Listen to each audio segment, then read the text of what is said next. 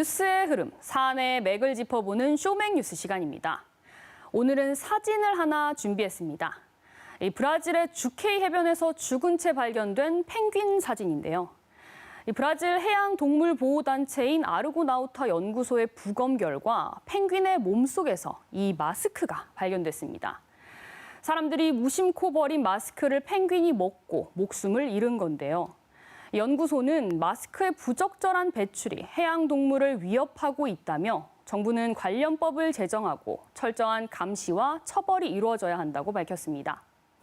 우리나라에서도 환경운동연합이 올여름 전국 해안가 14곳에서 거둔 해양 쓰레기를 분석했는데요. 가장 많이 발견된 쓰레기는 단연 담배꽁초였습니다. 또 기존에 많이 발견되는 비닐봉지와 어구 외에도 일회용 마스크와 장갑이 다수 발견됐는데요. 코로나19가 쓰레기의 패턴도 바꾼 겁니다.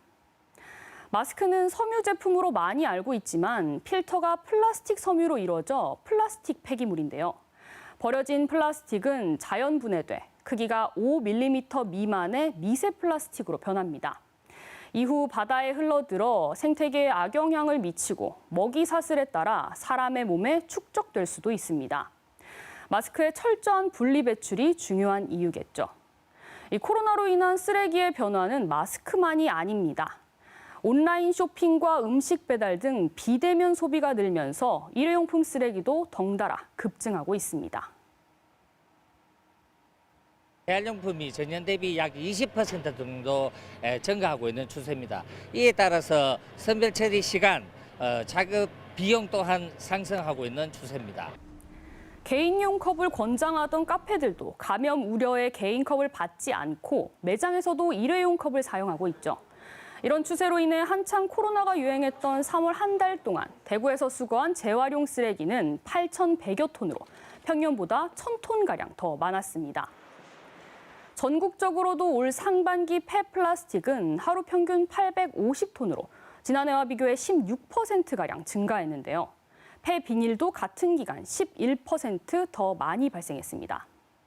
그렇다고 감염 우려가 큰데 무조건 여러 번 사용이 가능한 다회용품을 권장할 수만은 없겠죠.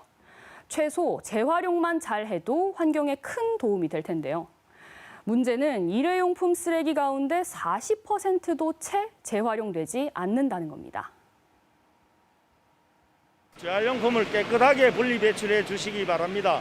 만약에 깨끗하게 분리 배출되지 않은 재활용품은 재활용품으로 선택되지 않을 뿐더러 이는 결국 환경을 오염시키는 원인이 되고 음식물이 묻어 있거나 재활용이 어려운 복합 소재로 된 경우 모두 일반 쓰레기로 분류돼 추가 처리 비용이 드는데요. 문제는 코로나19로 폐비닐과 폐플라스틱은 느는데 최근 수익성은 떨어졌다는 겁니다. 석유값이 하락하면서 플라스틱을 재활용하는 것보다 새로 만드는 게 싸지면서 가격이 하락한 데다 코로나19로 수출까지 막힌 상황인데요. 이 때문에 청주에서는 재활용품 업계가 가격 폭락으로 손해를 감수하고 있는 상황이라며 대안이 없으면 수거를 거부하겠다고 해 갈등이 빚어지기도 했습니다. 결국 청주시와 민관협의체를 구성하기로 하면서 당장의 문제는 해결됐습니다. 하지만 이런 상황이 계속될 경우 중국이 수입을 중단하자 수거를 거부한 2018년 폐비닐 대란이 재현될 수 있다는 우려도 나옵니다. 이 때문에 환경부는 최근 생산 유통 단계부터 플라스틱을 줄이고 자치단체의 관리를 확대하는 등의 자원순환 정책 대전환 계획을 밝혔습니다. 자세히 보면요. 플라스틱 용기는 얇게, 포장은 조금만 하도록 하고 택배 박스도 포장 공간 비율을 줄이고 다회용 포장 박스로 전환합니다. 또 공동주택과 수거업체 간 자율 계약을 맺었던 수거 체계를 자치단체가 계약을 대행해서 공공이 책임지도록 합니다. 또 장기적으로는 재활용 산업을 육성하고 발생지에서 책임지도록 하고 가연성 생활 폐기물을 직매립하지 못하게 할 계획입니다. 이런 대책이 실효성을 가지려면 무엇보다 국민들의 인식 전환이 절실한데요. 자발적인 움직임도 눈에 띕니다.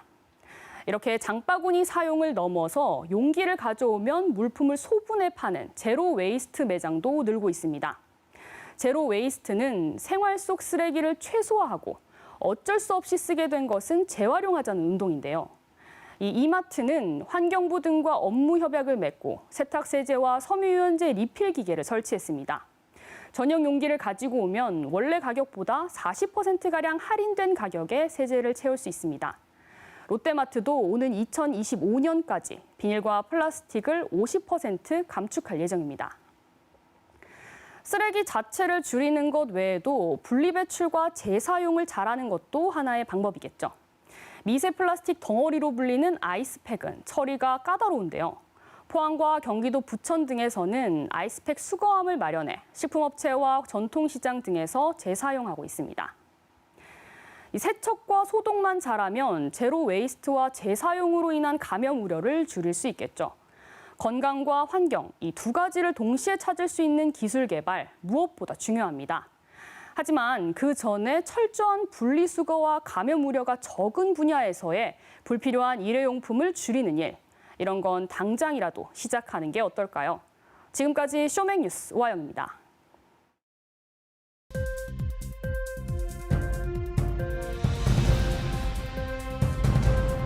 복잡하고 미묘한 대구 경북의 여러 행정 이슈들 쉽고 명쾌하게 시청자 여러분에게 전달하겠습니다.